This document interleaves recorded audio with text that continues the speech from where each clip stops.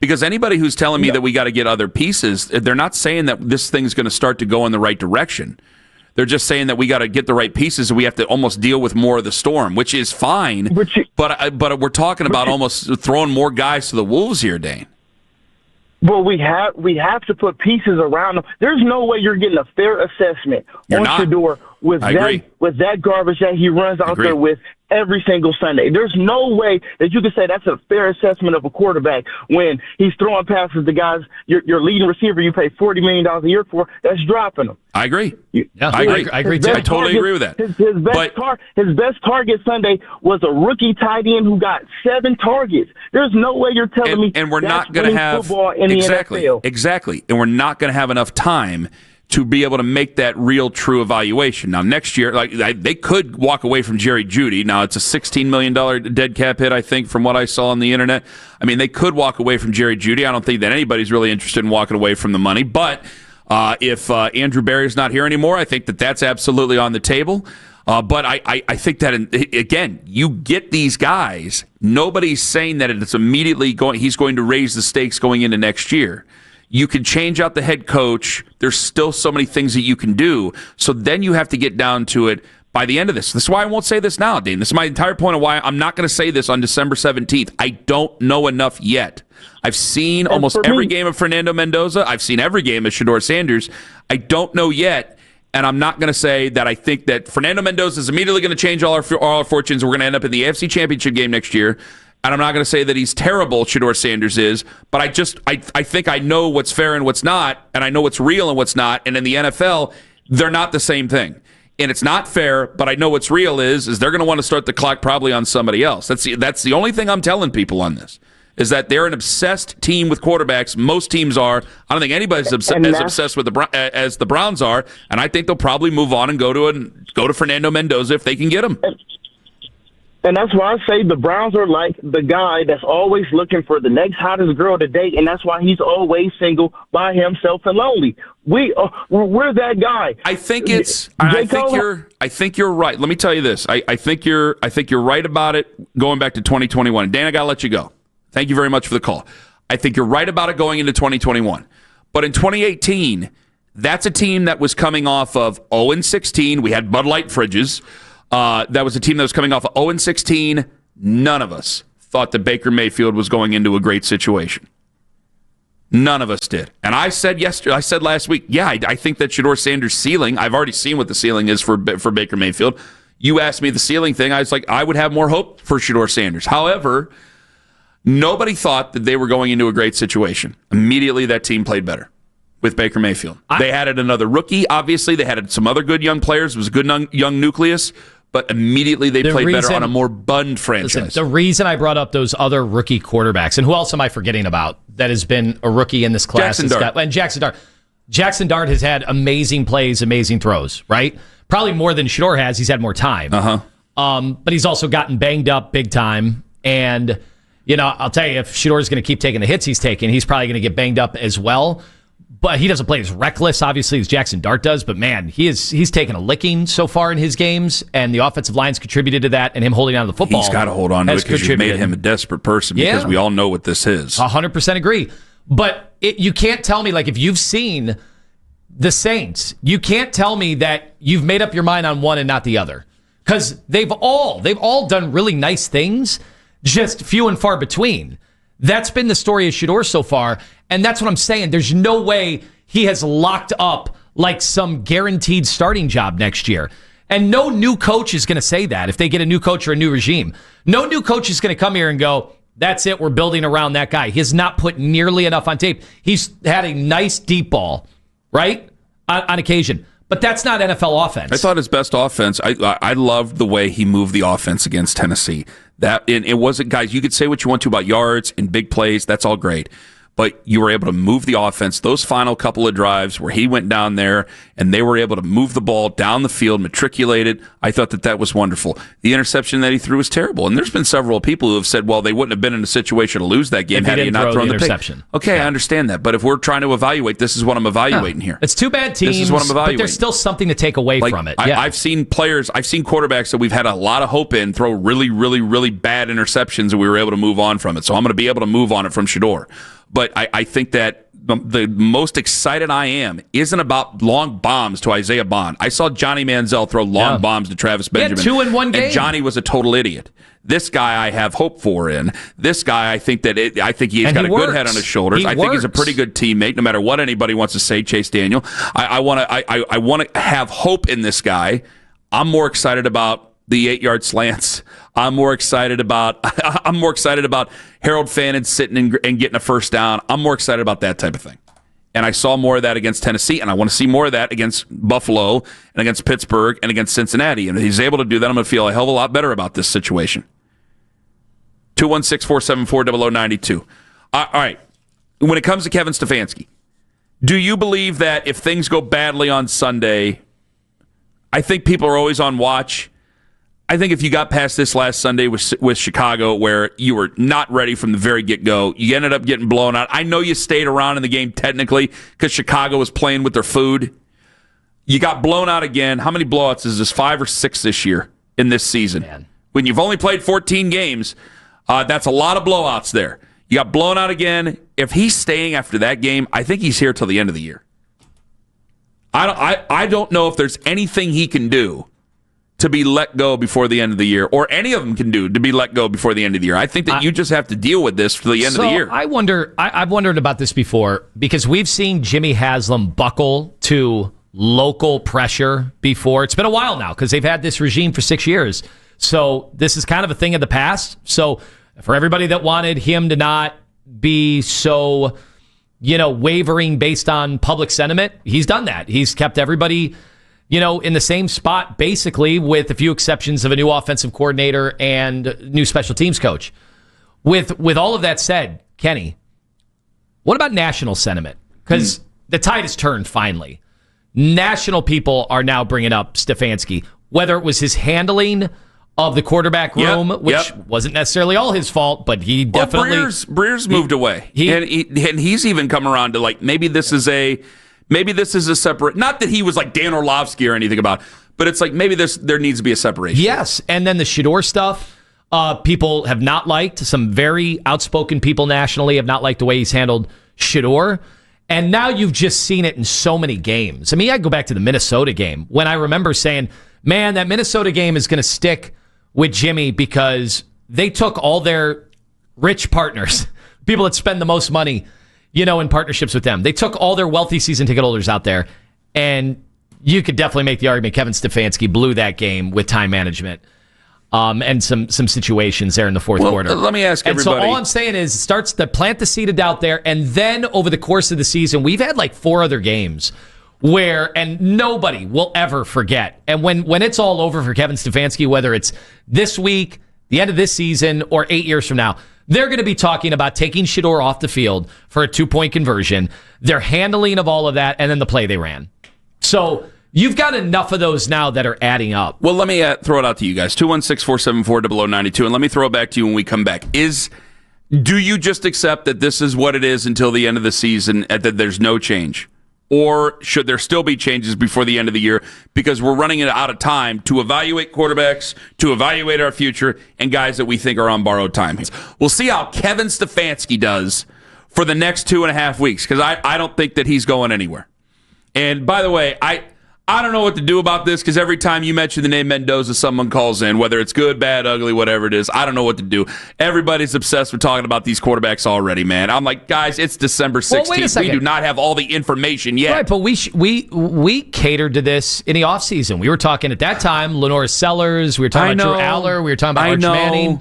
And I think, is that part of it that we weren't mentioning Mendoza? Yes. Because who the hell? I mean, I had known about him in the transfer, and I remember I asked you on a podcast, I'm like, hey, this Mendoza kid, is he going to be as good as Rourke from OU, who transferred into Indiana last year? And then, hey, had him with a really good record, but it's pretty clear that guy was not in the same stratosphere as Mendoza. We look at this, I think we look at this in the same way as we look at buying a vehicle, or we look at this in the same way as buying a house.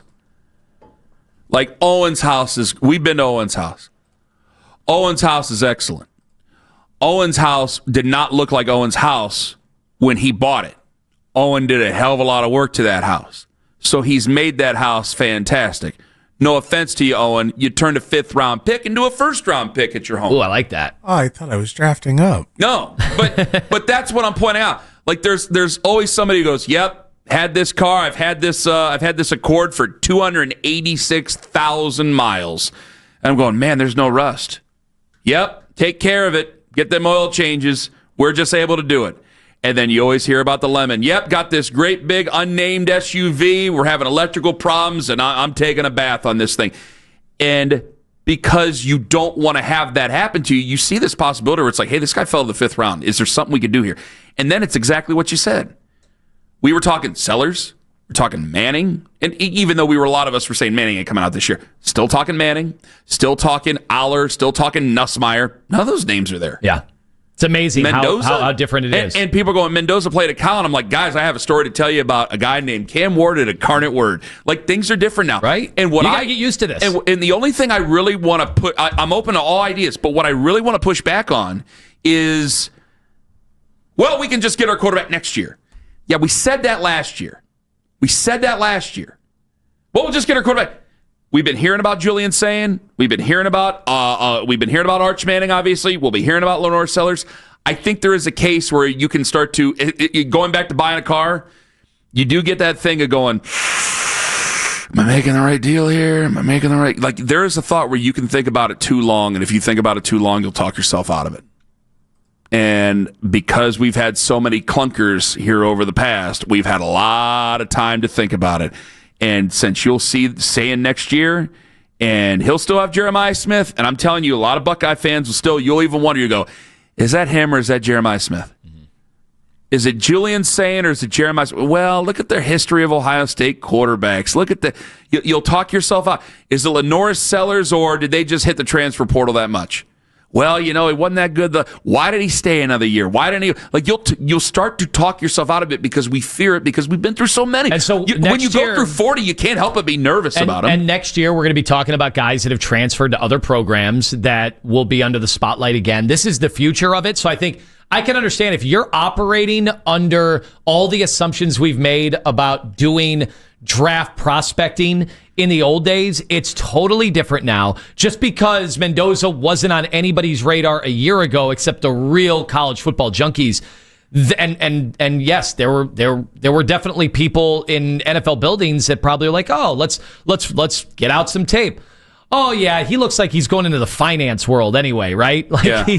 He's worried about his future outside of football. And then he has a year like this. And this is going to be the future in many ways of college football outside of, the Julian Sayins, right? Like, this is going to change. You're not going to see guys in one program for 4, maybe 5 years and watch them develop over time. That's just not this era of college football. So I go back to, it really does surprise me that anybody could be totally out on Mendoza. I think it, but I don't want to be totally out on anybody. I'm not totally out on Shedeur.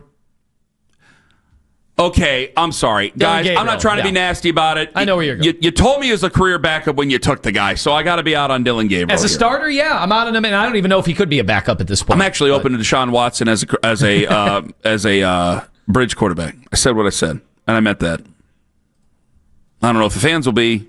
I don't know if you really want to go into 26 with Deshaun Watson as a bridge quarterback and then not have somebody else behind him, but I'm open to it. I'm open to a lot of different things. Want to keep an open mind about that. Albert Breer was asked yesterday on Afternoon Drive about Stefanski and Barry's future and his thoughts after that Bears loss. Here's what Albert had to say. I don't think that Jimmy Haslam or his family are looking to get rid of Kevin Stefanski and Andrew Berry. However, I just think the way all this has gone the last couple of years requires the conversation and whether or not there's a road out for this particular group in that particular franchise. And I think sometimes you get to a point where things are so tangled up that it just gets to the point where maybe it's time for a clean break. And I was just sort of wondering out loud there whether or not they've reached that point. That doesn't mean that Kevin Stefanski is necessarily getting fired. It doesn't mean that they don't want him there. They don't respect him as a coach. And it doesn't mean that Stefanski's got any ill will towards the franchise. It's just, when I watched that performance on Sunday, it just kind of gave me that this is not working anymore vibe. That's Albert Breer here. More him, 923thefan.com, and on the free Odyssey app. He was with Nick and Jonathan yesterday. I totally agree with I totally agree with Albert on this, and I think you could see that a little bit on Sunday. It's just, I think that players will show you on the field. They really will. And at times there's things where they show you on the field and it changes. I mean, good God, I thought Mike McDaniel was as good as fired. Now, I'm not sure, even though now he's open. Did you see he's open a bench in Tua now, which is okay, I guess throw another name in the pot and see whether or not you can save that one. I'm kidding. I think that they're showing you right now that this is probably the end of the line. And I say that wondering, okay, now what other direction do you go? Do you give Jim Schwartz a crack at it? Because I don't think that you can get, if I'm saying this about Shedeur, am I really, with 2.5 weeks, am I giving Jim Schwartz a fair crack at showing the fan base? Am I giving Tommy Rees a fair crack at showing the fan base? Because I think Tommy Rees is showing everybody. I think these reports are showing everybody here. You know, the report that Tommy Rees, they asked Albert Breer about Tommy Rees yesterday. This is what Albert Breer had to say about him taking interviews. I think you start to hear these things. Sometimes it can be a sign of where things are going from a staffing standpoint. I wonder if, there's some sort of, whether that means the whole staff is in trouble or the offensive staff's going to be evaluated. You know, sometimes you hear these things because there could be another shoe to drop, and it does make me wonder a little bit from that standpoint, does this mean, the whole staff thinks they're in trouble? The short answer is I don't know whether or not Jim Schwartz or Tommy Rees would be in the running for whoever the next coach would be, because I don't know who the next coach is. And I would just say the stronger the head coach you have, the more defined of an idea he's going to have of what his staff is going to look like. Go back to Belichick at UNC. What happened a month and a half ago? All the reports. They finished the season. A couple of assistant coaches got fired. And yes, I know one of them. I know who one of them are. A couple of them coaches got fired. What was the quote? The rats are jumping off the ship. Or do we have the rats jumping off the ship? If Kevin stays, could Tommy Rees go? If Kevin stays, could so-and-so, if we're starting to get these leaks here, could some of these things happen here? I don't want to sabotage the segment. Go ahead, sabotage it. Go ahead. Can somebody explain to me, anybody out there in the world, outside of Nick Saban vouching for him, why Tommy Rees is being considered for anything? Can somebody explain it to me? Young offensive mind. And I think their systems have gotten worse. Their operations have gotten worse. I think if you looked at the penalties and the 12 men on the field, it's gotten worse. You don't think he's done a pretty good job with Shedeur? No. Well, I actually think he's done a pretty admirable job with Shedeur. Okay, let me parse this. I think there's been it's tough because it's been a crash course for Shedeur. So, you would think a guy like him who hasn't gotten any of the reps, we complained about that, or his fan base complained about that to death. You would think if he was at all worth, having anybody consider him for their plans in the future in the NFL as a quarterback in their room at all, you would like to think you'd see quick improvement no matter who was with him, because he just needed the reps. His fan base said he needed the reps. I thought he did get quick improvement against Tennessee. I'm saying he did. Okay. But then we got into a debate who gets credit for it, and me and you said, hey, shouldn't the coaching staff get some credit for it? And people are like, no, that's all Shedeur. But I think it shows you. I don't think that the coaching staff, and part of this I understand is that you had new guys coming in. Yeah, I get that. But I don't think the coaching staff seemed to be really prepared for the Chicago Bears game, and you saw that he languished in the Chicago Bears game. Including Tommy. So you're seeing including Tommy. I understand Tommy has not in any way. This is different. Like Freddie Kitchens, at least, and I'm vouching for Freddie Kitchens here in a sentence.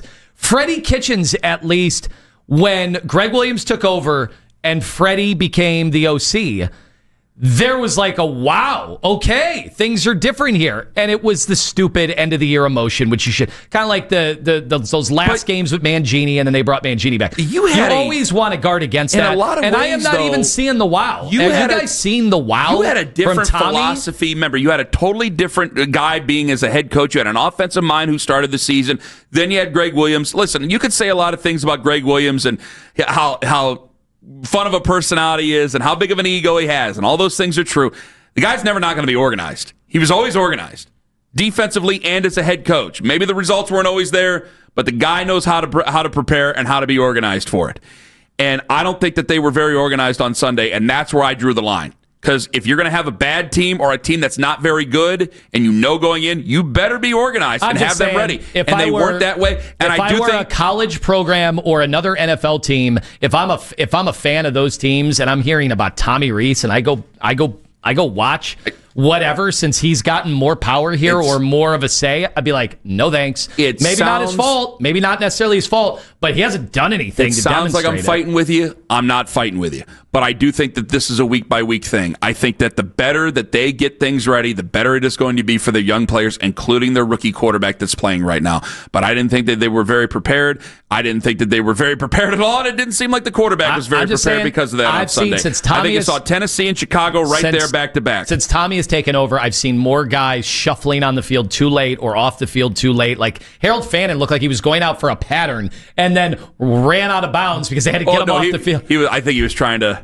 I think he was trying to pull one on him and go, I'm just in motion, and then they wouldn't see him run past the ref. Yeah. All I'm saying is there's been no improvement, and if anything, you could say it's all gotten worse. And Shedeur bailed him out of it in the fourth quarter against Tennessee. That was just all Shedeur playing on feel. That was almost back to his college experience, where he's like, "We're down 2 scores. I'm throwing it on every down. I'm running around, making plays." But I thought he got into a rhythm. You have to help him get into a rhythm in some way. It had nothing to do with the coaching. That to me was all a Shedeur end of the game situation. And that's not NFL football either. You put me in a weird spot because you didn't agree with me last week, or you agreed with me last week about a little bit of credit should be given.